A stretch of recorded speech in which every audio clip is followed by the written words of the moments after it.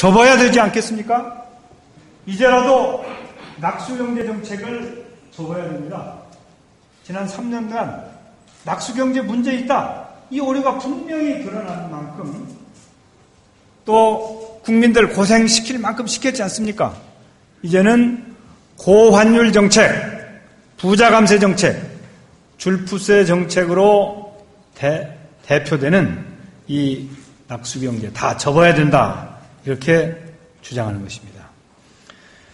이 줄푸세 정책도 낙수경제에 기초를 하고 있습니다. 이명박 대통령의 엠비나믹스와 거의 같은 그런 나쁜 경제정책입니다. 이 방법 가지고는 일자리를 늘릴 수도 없고 소비와 내수를 강화할 수도 없고 또 세금이 줄어드니까 재정 압박이 겹칠 거 아니겠습니까? 그러니까 복지와 줄푸세 공약은 양립이 불가능한 것입니다. 그래서 박근혜 전 의원이 한국형 복지다 그래가지고 복지를 향상시켜야 된다는 주장을 하길래 제가 그러면 줄푸세 공약하고 배치되는데 그건 어떻게 되는 것입니까? 그건 포기하시겠습니까? 그런데 아직까지 여기에 대해서 답변이 없습니다. 이 박근혜 전 대표 말씀이 나왔으니까 한 말씀만 더 붙이겠는데 최근에 그 동남권 신공항이라고 가덕도로 가느냐 밀양으로 가느냐 가지고 또 이걸 세우느냐 마느냐 가지고 말썽이 있다가 결국은 이제 포기하는 것으로 결말이 났는데 저는 이 문제와 관련해서 박근혜 전 의원의 태도를 전 대표의 태도를 보면서 요즘 문제다 그런 판단을 했어요. 이분은 사실은 정부 여당의 아주 책임있는 그런 정치인 중에 한 사람이고 국민들로부터 많은 지지를 받고 있는 분 아닙니까? 그렇다고 그러면 이 동남권 신공항 같은 문제가 생기면은 이명박 대통령을 만나서 담판을 해야죠. 그래서 약속대로 공약을 지키시오. 세웁시다. 난 이렇게 담판을 했어야 된다고 생각해요. 그게 아니라면 이명박 대통령의 뜻을 수용하는 입장이라고 하면 그러면은 PK, TK 이렇게 양분되어서 감정의 골이 깊어지고 갈등 구조가 생기지 않도록 지역에 내려가서 잘 무마해서 문제가 없도록 국민들이 편안하도록 해주는 게 책임일 텐데 가만히 기다리다가 백지화가 되고 나니까 당신이 안 한다고 그러면 내가 하겠소. 이렇게 얘기를 한 것은 책임 없는 태도가 아닌가. 그러니까 아마 어떤 분들은 그렇게 얘기하는 것 같아요. 이건 기회주의적 정치다. 이렇게 비판하고 숙덕거리는 것 같습니다. 제가 보기에도 이건 잘못된 태도다. 그런 생각을 합니다. 우리가 이제 더 이상 낙수경제에 기대면 안 됩니다. 더 이상 우리 경제가 수렁으로 빠져들면 안 됩니다. 이제는 경제 패러다임을 바꿔야 되겠습니다. 오늘 날이 더웠으면 저 분수가 굉장히 시원하게 보였을 텐데요. 이제 분수는 보기에 좋지요. 그런데 요즘에 또 후쿠시마 사태가 나고 나서 비 오는 것도 매우 걱정스러운 그런 상황입니다만은 이제 분수경제입니다. 분수경제는 이제 한마디로 표현하면 바텀업입니다. 트리클 다운이 아니고 바텀업입니다. 대기업 부자 중심이 아니라 중소기업, 서민 중산층 중심의 경제입니다. 분수경제의 4대 핵심을 재도약의 디딤돌로 삼읍시다. 이렇게 제안하고자 합니다. 분수경제의 첫 번째 핵심은 중소기업을 살려야 한다고 하는 것입니다. 잘 아시다시피 9988이라고 하는 말이 있습니다. 9988이 여러 가지 의미가 있는데 산업계에서는 중소기업과 관련된 말입니다. 대한민국 기업 수의 99%가 중소기업입니다. 또 대한민국 전체 노동자, 근로자의 88%를 정부가 고용하고 있습니다. 그러니까 어떻게 보면 대기업이 모든 걸 다 하는 것처럼 보이지만 사실은 중소기업이 더 중요할 수 있다. 그렇게 우리가 볼 수 있는 것이죠. 이 중소기업 문제가 풀리면 그러면 대한민국 경제 만사 형통이 될 수 있다고 저는 확신을 합니다.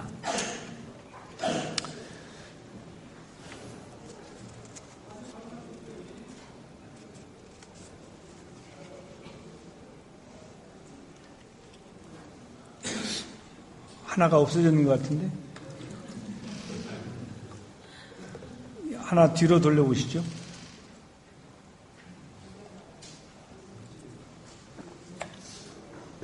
잘 안 들리는 모양인데, 요즘 대기업의 횡포가 심하다고 그러지 않습니까? 얼마 전에 그 신문에서 1월 초에 신문에서 본 얘기인데, 삼성의 구매 담당 책임자가 중소기업 사장을 만나자고 하더니 이 납품 단가를 좀 인하하자 이렇게 얘기를 했다고 해요. 그러니까 그 사장이 이거 조정한 지 6개월밖에 안 됐는데 내년에 다시 조정할 때 그때 얘기합시다 이렇게 얘기를 했더니 그 구매 담당자가 아직도 삼성의 룰을 모릅니까? 이렇게 답변했다고 하는 것이 2010년 1월 3일자 아시아경제에 나와 있습니다. 그런데 이것은 삼성의 룰이 아니고 대부분 대기업의 룰이 그렇습니다. 중소기업을 얼마나 쥐어짜는지 정말 힘든 그런 상황이거든요. 결국 그래서 그 사장은 납품가를 5% 인하할 수밖에 없었다 이렇게 얘기를 합니다. 중소기업 정말 어렵습니다. 시장에 보이지 않는 손, 이게 원래 자유경쟁시장을 얘기할 때 인비지블 핸드 얘기하는 거 아닙니까? 그래서 시장경제, 자유경쟁, 이건 참 좋은 것이죠. 그것은 많은 중소기업들도 서로 경쟁을 하라고 하는 것을 뜻하는 것인데, 만약에 중소기업들이 경쟁하고 있는데 거기에 보이지 않는 주먹을 휘두른다. 그러면 이거 되겠습니까? 만약에 대기업이 마치 주먹을 휘두르듯이 보이지 않는 그런 횡포를 부린다 그러면 대기업이 휘두르는 보이지 않는 주먹 앞에서 중소기업이 쩔쩔매는 경제, 이것은 잘못된 경제다. 저는 이렇게 확신을 하면서 중소기업은 대기업의 독과점 구조에 치이죠. 하도급 거래에서 협상력의 열쇠 때문에 또 치입니다. 판매 과정에서는 대형 유통업체에 치입니다. 기술과 인력을 대기업이 수시로 뺏어가지 않습니까? 이거 정부가 나서서 해결하지만 않으면 안 될 정도로 대기업과 중소기업 관계가 어려워진 것입니다. 지금 이게 이제 공정거래위원회 마크가 이것이거든요. 공정거래위원회는 사실은 이 마크처럼 눈을 부릅뜨고 시장을 잘 감시하고 있어야 되거든요. 그런데 과연 공정거래위원회가 공정한 경쟁, 독과점, 또 하도급 거래 이런 게 제대로 이루어지도록 잘 감시하고 있는가? 제가 보기에는 많이 부족한 것 같아요. 혹시 공정거래위원회가 이렇게 눈을 감고 있는 게 아닌가? 이제 공정거래위원회 역할에 대해서 그런 걱정을 하시는 분들이 있습니다.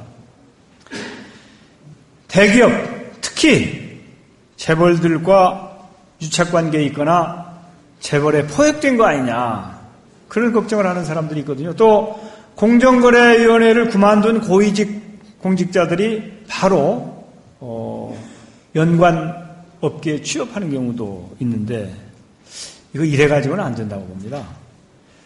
중소기업을 죽이느냐 살리느냐는 공정거래위원회의 손에 달려있다, 이렇게 보는 것입니다.